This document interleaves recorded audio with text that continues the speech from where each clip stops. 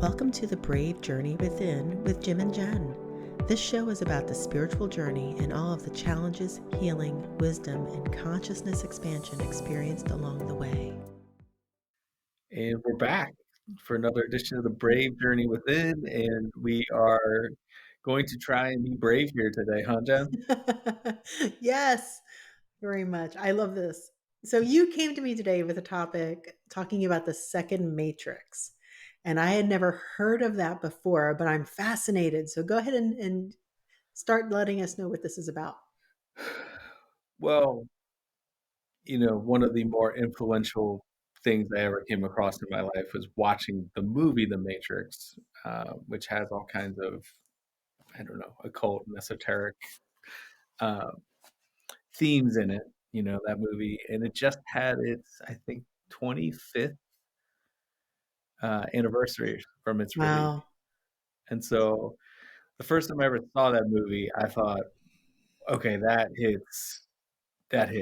Like, that makes a lot of sense to me. Like, this is mimicking what the world really is. And kind of even going back, if you ever read, is it Plato's Allegory of the Cave? No, I never read that. It's just very short, but it's, where I don't know, slaves are shown shadows, right? And they think that's all that exists in the world, right? And then they're afraid to leave the cave. And then at some point, some of them finally do, I think. But like, the world is that, if, or at least how I see the world is, we're shown what we're, I don't know, what the propagandists or what, the powers that be want to show you, and then you can either just accept that or question reality, question what's the motives behind certain things, or why are we doing this or that, why are we fighting certain wars, and you can go down other things. But the matrix is the control structure, basically, right? It's like the architecture that runs the world, the power brokers and that type of thing. And the second matrix is, once you become aware of that, and maybe you break free, or you kind of notice that, you start to fall into the second matrix, which is um, the labyrinth of your own mind. So, where you intellectualize things, or you go down conspiracy theories, or you go down the rabbit hole, but not in a healthy way. Like, you haven't worked out certain things in your own life, or you haven't worked out your own trauma or shadow work, psycho spiritual work, and then you just trade off the old matrix for a new matrix, basically. And it's not until you do that inner work that you start to see things more clearly. And that is scary for a lot of people, because that requires effort and, taking a look inside yourself and realizing that not everything is flattering. Yeah, so what I'm wondering is, as you're waking up and you can't possibly awaken to everything, there's so much to wake up to. How can we jump from the first matrix where we are very asleep into complete awakening? It's almost like it has to be in steps. Sure. I mean, it's definitely a process. I think once you begin to see through the matrix, you start to question things. And inevitably, if you're questioning the world, you are, the unexamined life is not worth living. You start to look inward and see what kind of world that you want, you know, to create, right? Or what's the life that you want to create? What do you value in life? And if you're sincere in that pursuit, like you're a truth seeker or something like that, you you almost have to do shadow work, right? Eventually, you're Oh going my to get to gosh, that path, yes.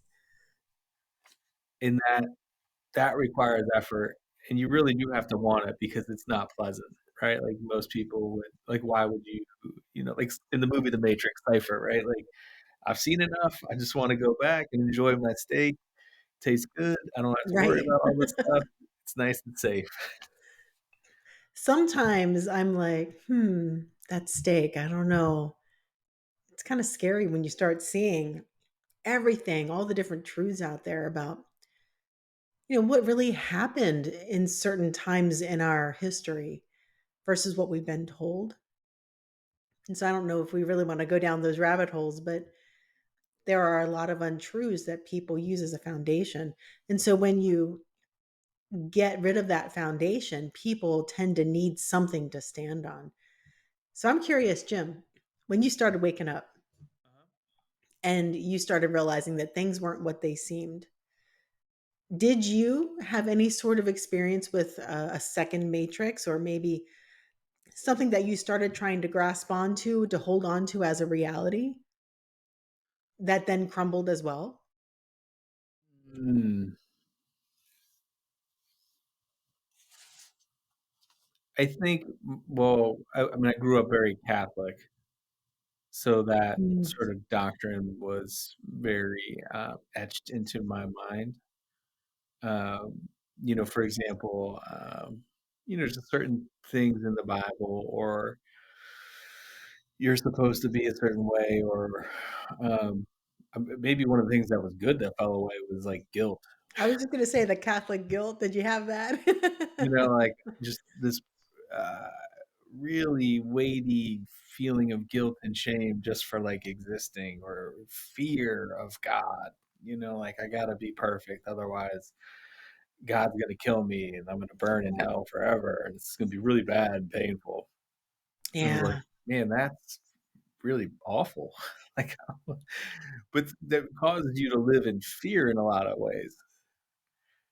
And so that I think fell away at some point. Um, the what else fell away? But just questioning things, like being entertained in some way, like amused. Like obviously, I had some paranormal experiences, or what? Maybe they're not really paranormal; they're just normal. But to the other side, right? In this duality, like the unseen exists. Like that was Yeah. eye opening. So that was really helpful in some ways, like reassuring. My near death experience, like, okay, so you don't die. Well, that's really empowering to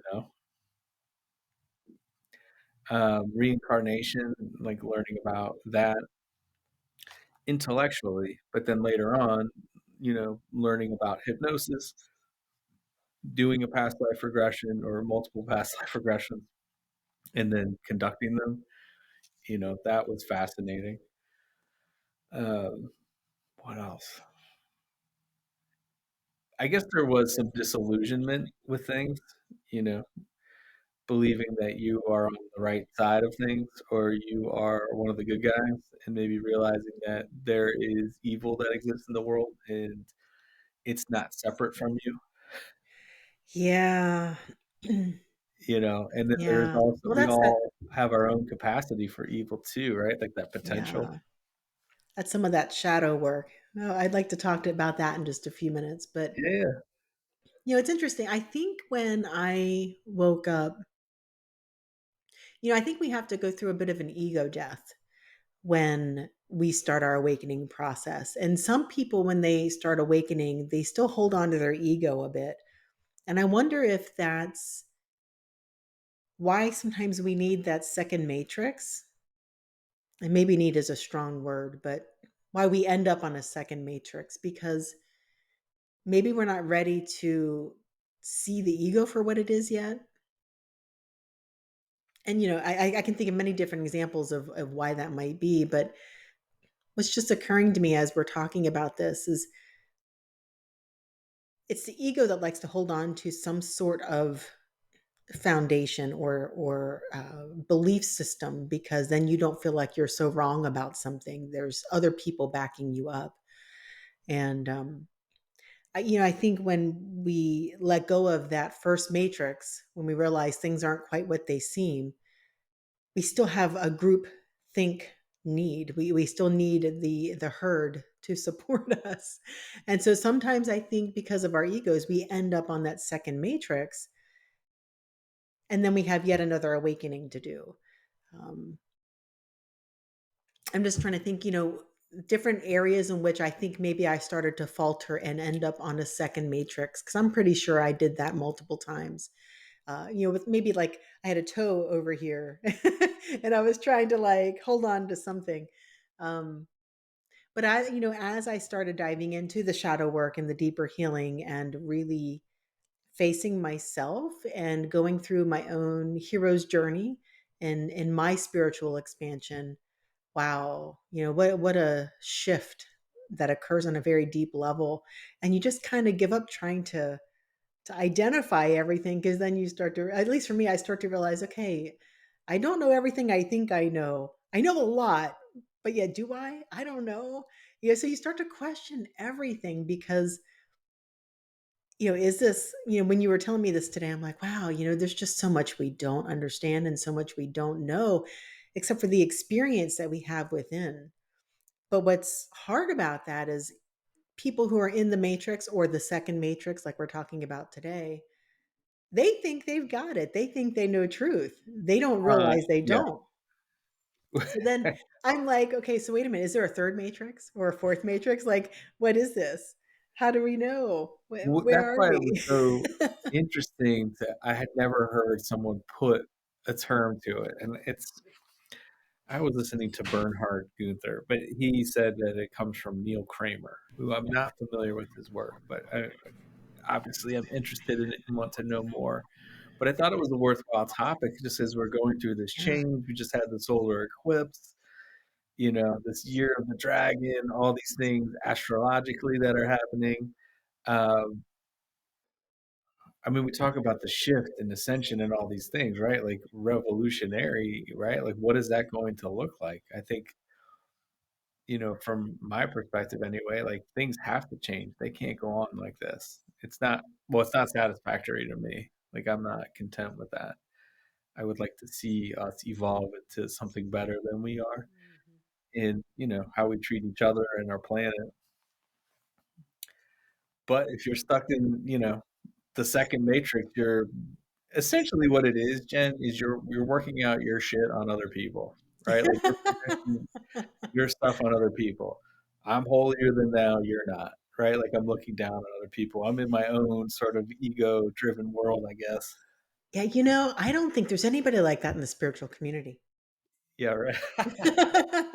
No. Well, since we're talking about this, so let's talk about the shadow self. What is I've heard different ideas of what the shadow self is. What is your version of that? Like what shadow work is. Mhm. I mean, it's taking a look at the stuff about you that is not flattering, right? Like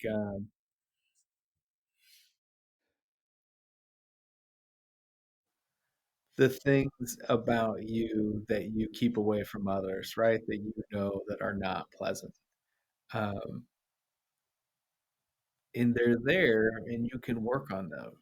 But it takes you like you have to be honest with yourself. Um,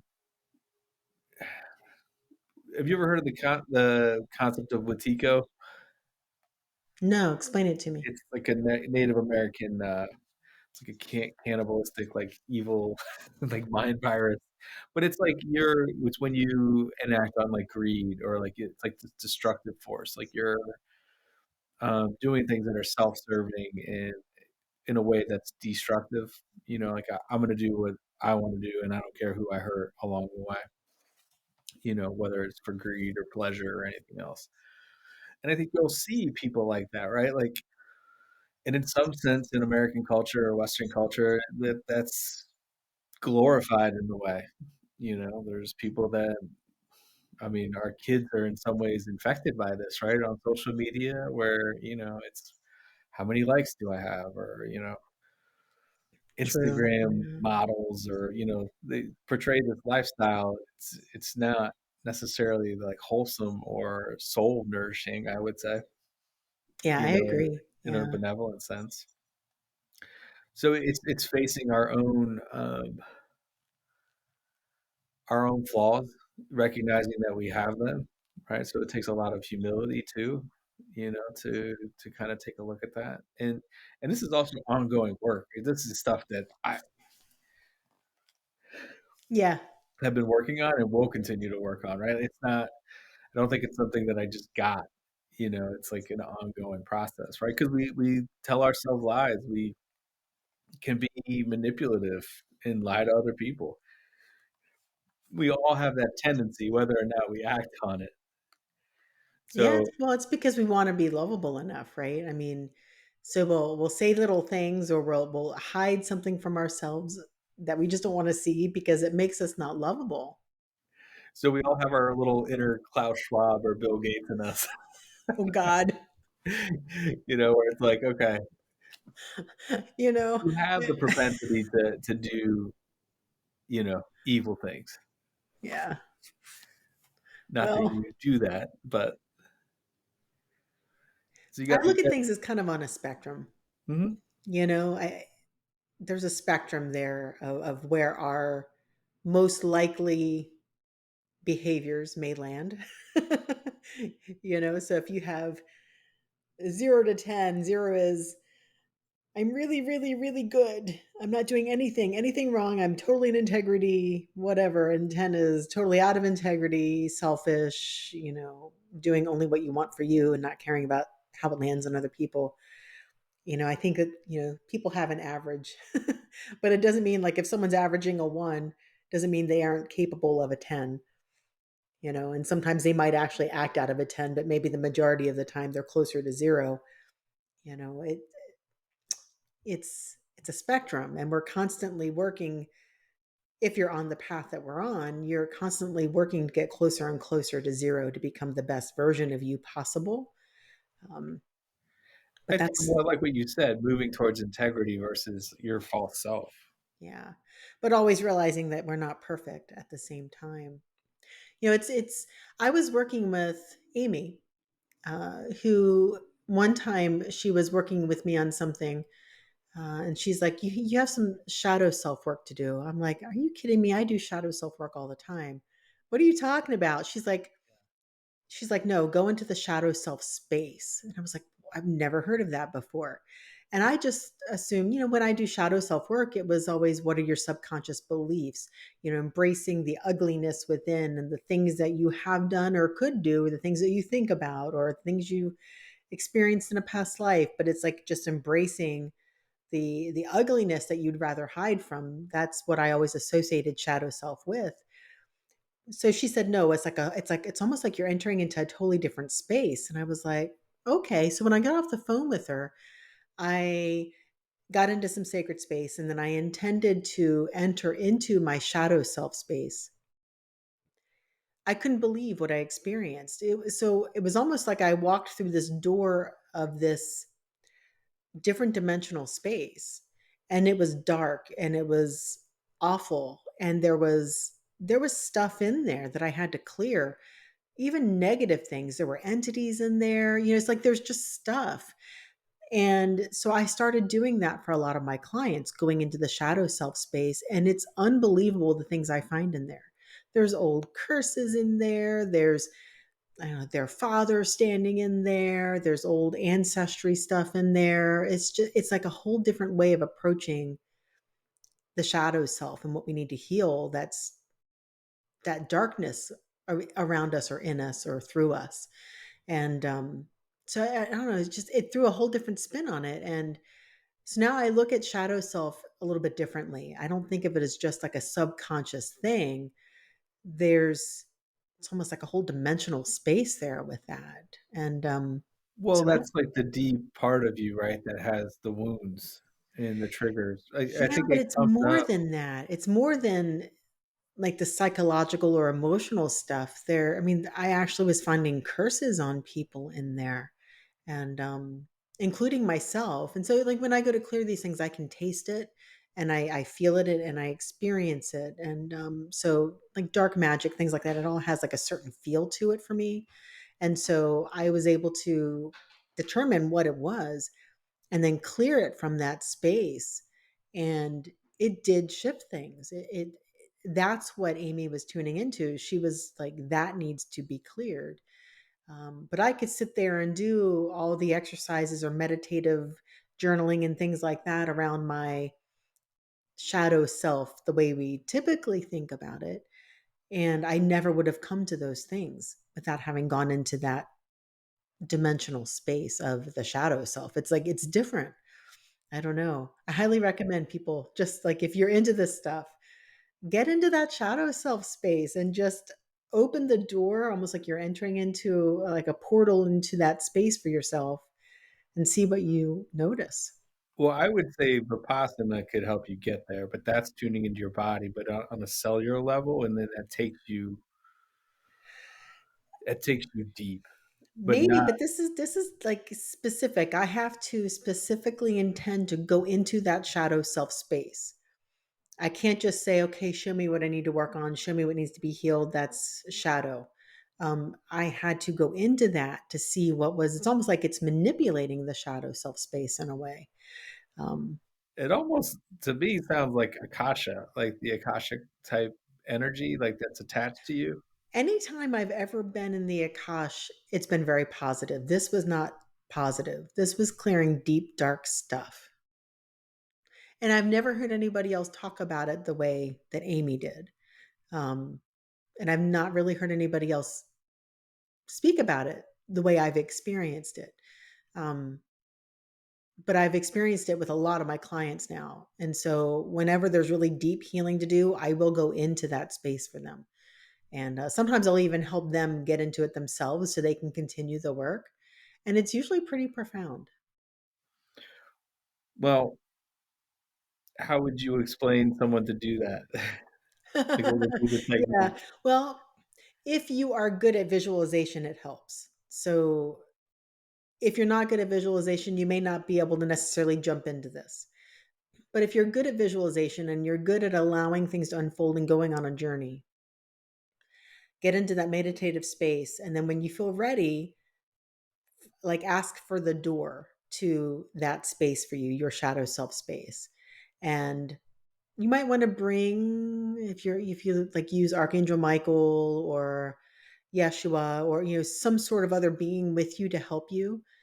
But then you go in and you walk in, and I always have to have a specific purpose in mind. So let's say somebody's having relationship issues.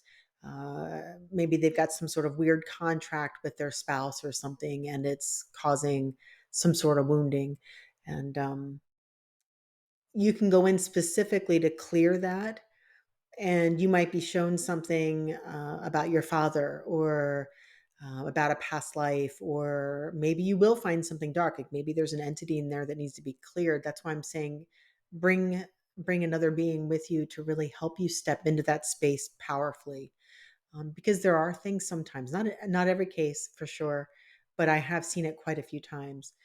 And then what I typically do is I imagine that I have angel wings and that the angel wings are transmuting everything as I walk through. So it's like these angel wings are just going straight out and it's all lit up with the most powerful, beautiful white energy. And as I'm walking through, I'm lighting up the space and I'm literally cleaning it and clearing it. And then I'm just noticing what's coming up. And I move all the way through to the end, and there's always another door at the end. And then I just walk out that door and then I'm done. Um, but it's different every time. There've been a few themes that I've seen there, and I don't always know what they mean. But I don't know. It's something new. It's something new I've been exploring. And if someone's willing to do it, and then they feel powerful enough in their ability to clear, or if they feel like they have a good connection with maybe Archangel Michael or something like that, then I highly recommend it. Yeah. Or if you try to do it and you feel like you aren't sure, or you come across something that you didn't know what to do with, just give me a call. Yeah. But it's good stuff. So did you connect that though? Because typically, like with shadow work, right? Like you get triggered or something. There's some emotion that shows up that Well, so the thing is so you have your trigger already before you go into that space. right. So I don't know, let's say it's financial stuff. Maybe you're struggling financially. So you want to go into the shadow self space around finances. So you do that and you make that your intention. You're like, whatever it is, I need to go in and see what I see. Right. And so just show me. So in a way, it's almost like the shadow self, a cache, if you want to look at it that way. Right. But it's the dark side of a lot of that. With the Akashic records, it's always felt very positive to me. Even if I'm seeing a past life experience or something that needs to be healed, it still feels very positive. This is like the underworld of that, if that makes sense.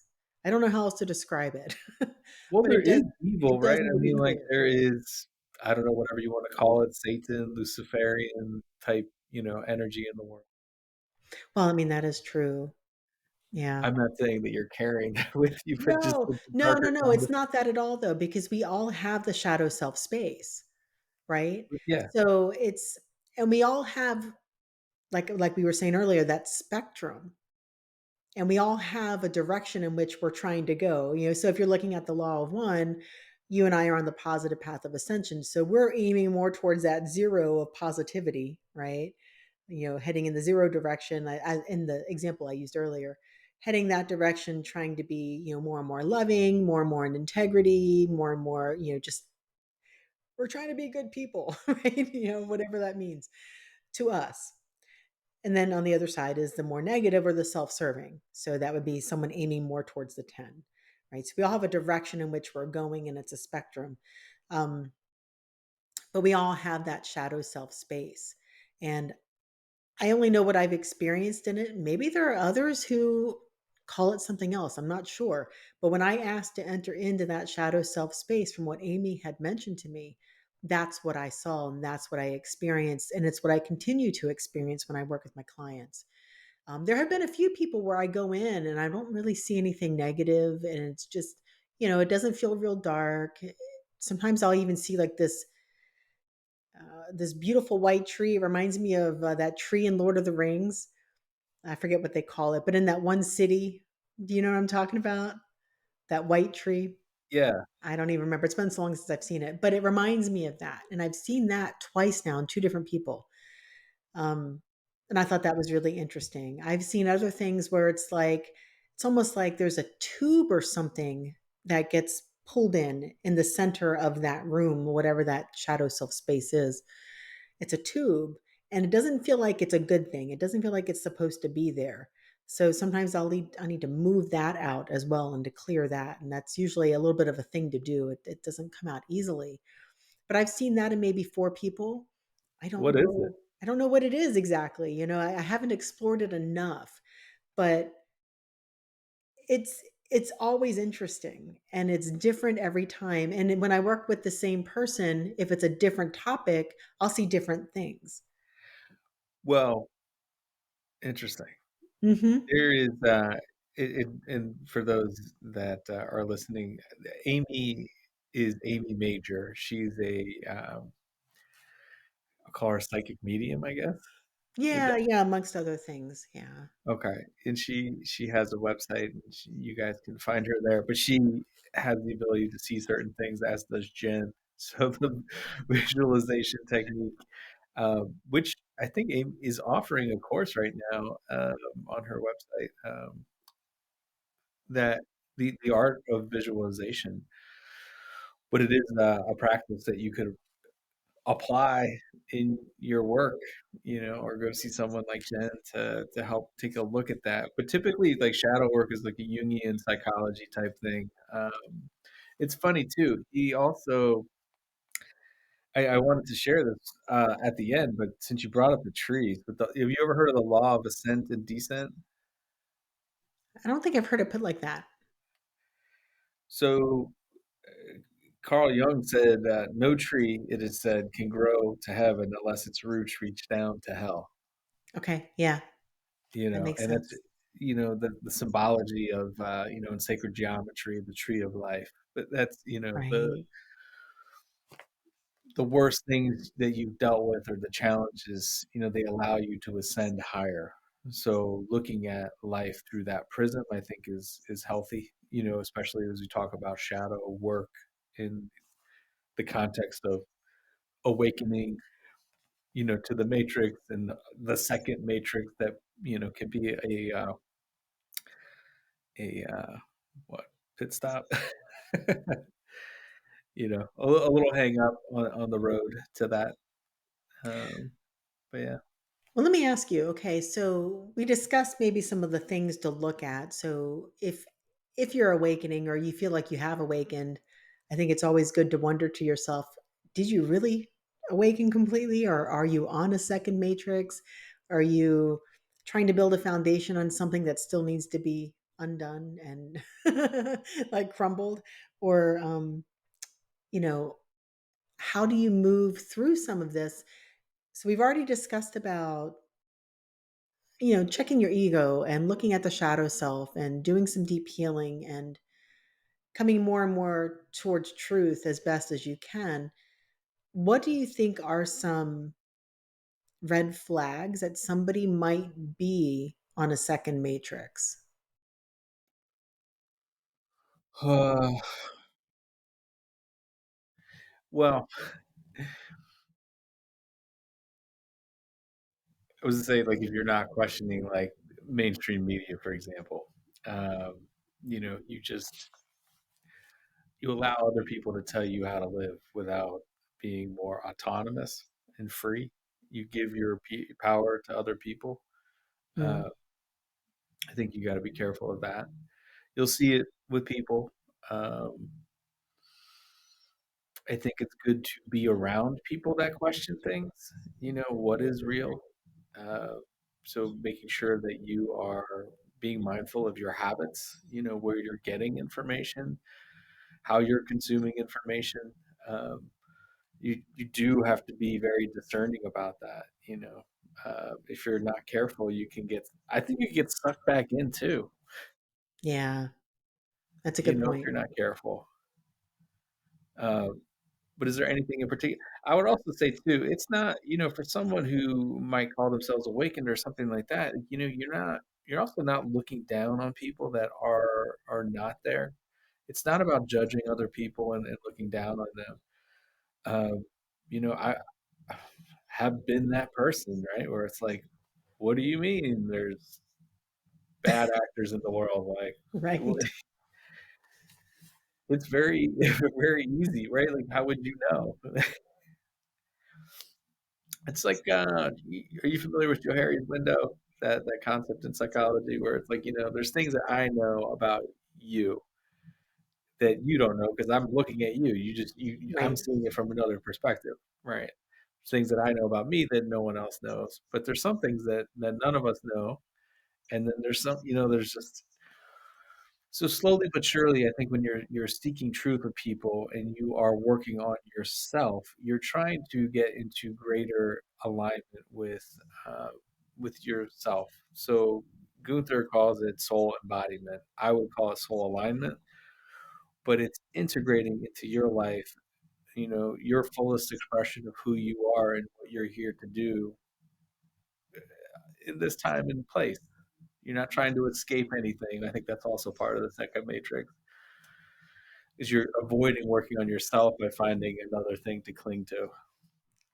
Yes, I believe, yes. So in some sense, it's like spiritual bypassing. So you're trading one matrix for another. Yeah. Gosh, there's so much truth in that. As I sit here and think about this, because this is a new idea for me, this idea of the second matrix.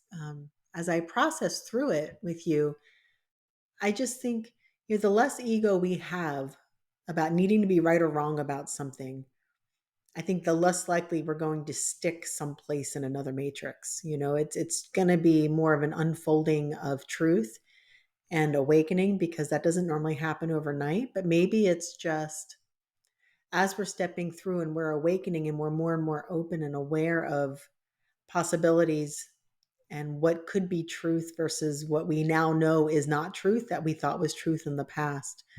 Um, I think then we don't get sticky. We don't get stuck in a matrix. We allow the unfolding to happen much more easily. What do you think? I mean, yes, in the sense that I think you have to be humble. You have to have humility and to be aware that, okay, we oversimplify things like this is good or this is bad, um, or I'm good, you're evil. Well, evil exists for a reason. God created evil too. It's part of the divine. Yeah. We don't look at it like that, but how would you know what was good if you didn't know what was bad? Well, and it's funny too because I do clear entities a lot from people, and I've definitely had people say there's no such thing as evil, there's no such thing as dark entities, or they just call them playful and mischievous, and I'm like, well, I think it's beyond playful and mischievous. Like this stuff, they really do mean harm sometimes, and but how you clear it or how you think about that being who's trying to cause harm makes all the difference, right? I still see them as they're another being, they're another me, but in a different form. It's just, but I also have to advocate for myself or my client, what's okay, because for whatever reason and however we created that in our experience, there's still something to overcome there, or to move past, or to transcend, whether it's the being itself or how to clear the being and step into our power. There's always a lesson there, right? There's a reason why these things show up in our lives, these deep, dark things. But what's interesting is so many times, because I tend to clear these things, there's a judgment there because of the fear. And I think the less we fear and the more we love, no matter what it is, the less of the matrix we're going to be standing on or standing within. It feels like we can then transcend the matrix. We can transcend all of the judgment, all the pain, the fear, the anger, the frustration, all of it, and really come into love. And the more I'm on this path, the more I realize just how important just love is. Even when you have to stand up to something, even when you have to overcome, even when it's not comfortable or not righteous, right? To just love. Well, it's Some powerful. it is, and love does not mean being a doormat. No. I think we ought to do a whole nother talk on that. Yeah, I think it gets a bad rap with that, or people think it's some kind of passive thing. I would say it demands that you stand up and have courage in times of need, like perhaps now, right? Like, talk about the brave journey within. How do you Right. manifest that in your life? You can get frustrated and hopeless and complain about so many different things in the world, but what are you doing to actually help it? And what does that look like? Because if you are doing the internal work, you are working on yourself, you will start to create that change. It will ripple out from you. And that's really why you would even embark on shadow work is the good that you can do. But it's very empowering and it's very loving. Anything that leads you to fear and manipulation and control, well, that's a good litmus test, Jen, right? Like if something is being thrown at you in a sense that's conjuring fear or using fear to manipulate you or to control you. Well, it's funny. I think the first thing I would say is don't be afraid to acknowledge your fear. We all have fear. Sure. Well, I would say the vast majority of us. Maybe there's a few out there who don't, not to speak in absolutes, but generally we all have fear. We all have things that we're afraid of. And there is light and dark, or positive, negative, good and evil, however you want to look at it. We do live in duality, but the goal is to overcome that, or to transcend duality into more of a oneness state. That realization that we are all of the one, we are that. And but to do so within duality at the same time, that's hard. And there are traps within traps within traps. And you can look at it in a way of being the victim to it, or you can look at it in a way of becoming the hero within it. And part of the journey here, that brave journey within, is realizing how you can become the hero of your own life. But it's not about the evil. It's about, so are you familiar with the hero's journey, Jim? Yeah, Okay. So real quickly, and I think we've talked about it on here before, but just to yeah, we went someone, through it last last episode. Okay, yeah, I don't remember what all we talk about because 'cause we're just off the cuff. We don't necessarily have a plan, so I don't remember what all we say, but, You with the flow with hero's it. journey, you start off on that adventure, right? You're like, "Oh, I'm being called. I'm gonna go. I'm gonna do this amazing thing." But it's an initiation, and you cannot ascend without initiation. The ascension process is ascending through the darkness. You have to have the dark night of the soul. You have to have that challenge. A lot of people walk away from the challenge because there's so much fear. So what I realize with this hero's journey is we have to face darkness. The darkness that's coming at us from externally, there's always something. We become a victim in some way. That's the whole point. We are meant to feel like a victim because we're meant to transcend the victim consciousness. But you can't transcend the victim consciousness without being taken to your limit. You have to go through this experience, this initiation of the dark night of the soul, of evil working against you. It's like a part of the whole concept. And then you go through all these tests, you learn along the way, you learn about love and forgiveness or how to navigate it and whatever process you're in within that journey. And then you start to come up the other side. And as you're coming up and you're going more towards the top, and you aren't done yet though, but you can feel the energy shifting. You're like, okay, I think I'm there. I'm getting there. Is it over yet? I don't know. The worst feels like it's behind me. But you keep getting slammed and things keep happening because it's trying to make you fail. That's the nature of the game, right? So it does feel like you are working against some other force. It's kind of meant to because you need to transcend it. And the whole point is that on the spiritual journey is that you transcend that duality and you come into love no matter what's going on and you work your way up there.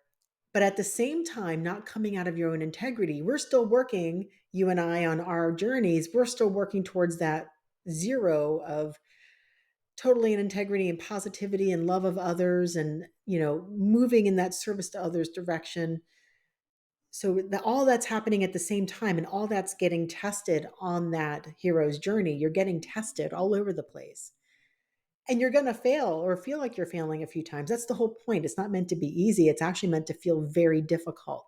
And you come out the other side and then you finally break through and then you come back to the space of the mundane. Okay, well, that's over. Thank God that's over, right? And then supposedly, the idea is you're supposed to then teach it. So you've been through all this for a reason. Now you need to show others because we all have to go through those journeys. We don't escape this. We have to go through it.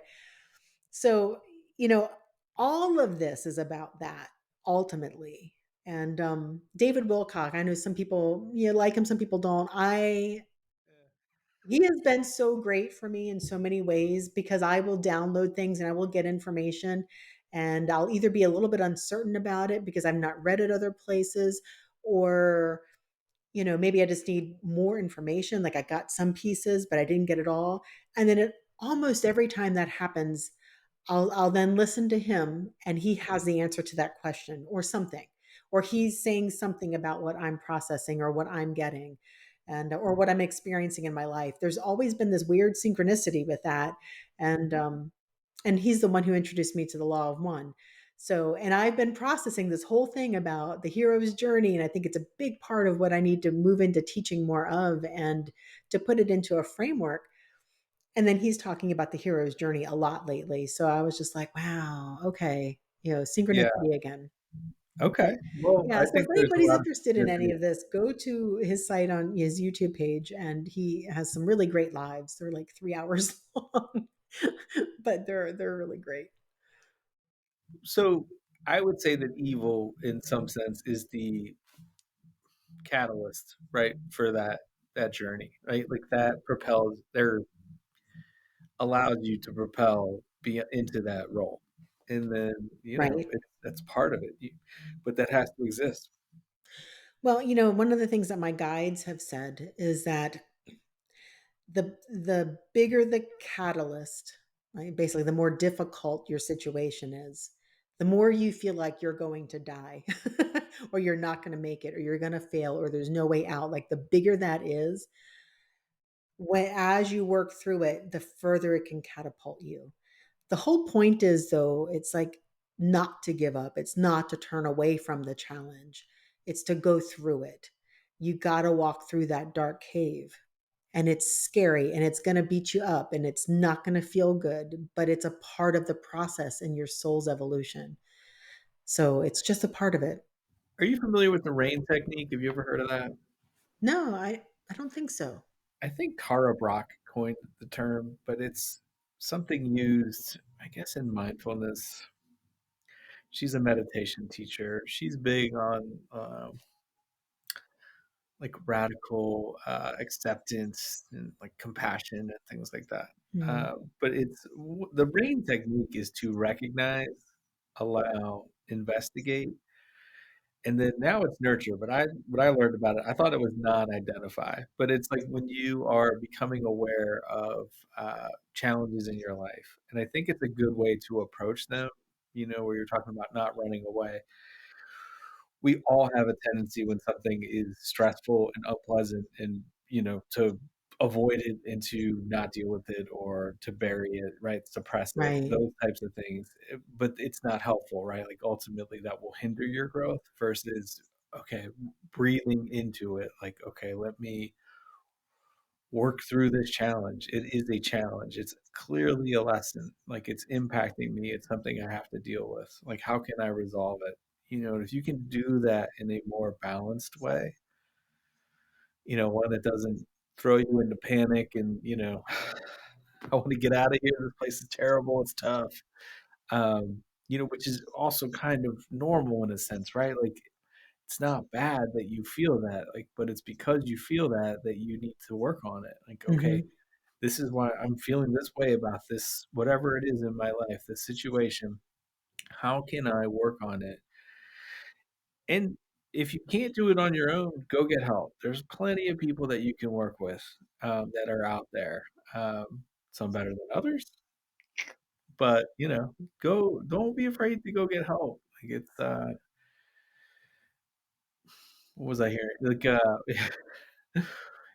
Socrates mentored Plato, Plato mentored Aristotle, right? Like the great minds in the world. Like everyone has a teacher. Like don't be afraid to reach out and to get help with certain things if you're overwhelmed. Well, that's a part of the hero's journey too. There are always way showers. There are people who give you advice. It could be loved ones or teachers or things like that, but there are people along the way that kind of help encourage you to keep going or to give you a key, one of the keys to the puzzle. And if anybody feels like they're going through this, we all go through things like this, but what I would want to say is don't give up. Right when you feel like you just need to give up, you're right, you're like right there.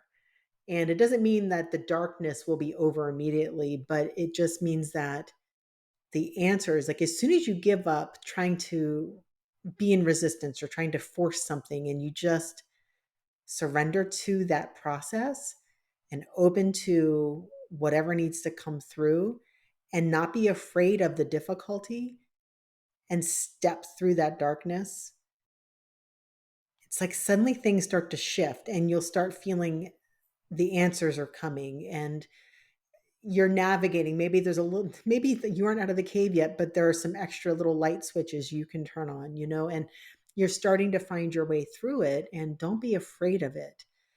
Face those fears, face those pain points, and dive in, figure out what's going on. And you know what? I was just sitting here thinking, like, why are we going so deep into this? Yeah, because we've talked about some of this before. But I think that awakening process or realizing that maybe you're on a second matrix, it's going to be painful because then you might feel like, oh my gosh, I already thought I went through all of this. Now I'm realizing I wasn't, or I didn't do it completely, or there was more to understand. And I got thrown off into left field somewhere and got sidetracked and I was not awakening. And I think that there's so many positive things that we can gain from looking at that journey in through the lens of the hero's journey. that awakening process because it can be really dark and difficult. Well, yes, right? It looks like the world's gonna end, you know, before it doesn't, Yeah. right? When we gotta fight our Darth Vader. Right? Yeah. We need to be the Luke Skywalker. Yeah, um, but I think collectively we're all going through this now, so this is resonating, when we hear certain things or you hear, about the hero's journey, talking about it, just seeing the world in the state that it's in right now. How can you? It takes courage, right? Because there is fear to take action and sort of stand up and lead. It's going to take a lot of people, or at least a percentage of people, to really push forth, right? The ones that are awake to make that happen, because otherwise, we're just going to accept what it is, and it's not good enough. True. True. Well, I hope we all wake up to whatever this is soon, you know? Well, I think Like you talked about the energy shifting, right? We just on the that's heels of this solar eclipse, there was no rapture. We're still here. right. I was telling Jim earlier that I was on Facebook and I saw someone mark themselves safe from rapture. And I was like, "Oh, that's really funny." Yeah. That cracked me up. Well, we're all here. We're all okay. So what's next, Jim? What is next? That's a good question. I wish I knew more about astrology. We're talking about the Pluto transit and whatnot. There's definitely something to that. Things are shifting, right? Clearly. You know, what is next? I wish I knew. I'm just kind of excited for when things to happen, you know? I think it's gonna get a little wild. I'm expecting that, I guess. Although I often talk about non-attachment to outcome. There's no necessarily expectation. I guess my goal is to really do my own inner work, and this is what I would advocate for, do your own inner work so that you are, happy, healthy, well, that you have a loving heart, that you're doing loving things for yourself and that you are sharing that with the loved ones around you and the people that you Mm, encounter on your day to day. I think if you're doing that, then you are contributing positive energy to this planet and the shift absolutely. is how I would frame that. I don't know if I have more to add other than that. Well, Be who you are, yeah, you know, lovingly. lovingly. Yeah. Lovingly. Yeah, I agree. I love it. Till next time. Sounds good. Thank you, guys. All right. Thank you very much. And if you have comments, questions, feedback, we would love to hear from you. Seriously. Would love it. Please. All right. Thanks. All All right. right. Bye. Bye. We are so grateful that you joined us. Check out the description to learn more about us and also for additional resources to help you on your journey.